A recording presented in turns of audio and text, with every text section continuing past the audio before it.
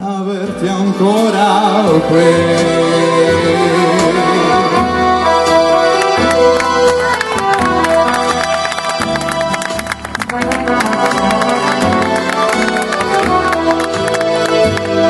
Ma perché questa vita non è mai come la vorresti tu?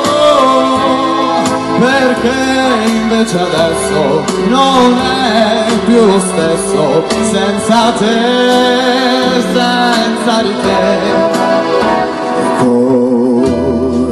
Colpevole di averti incontrata e non so neanch'io perché.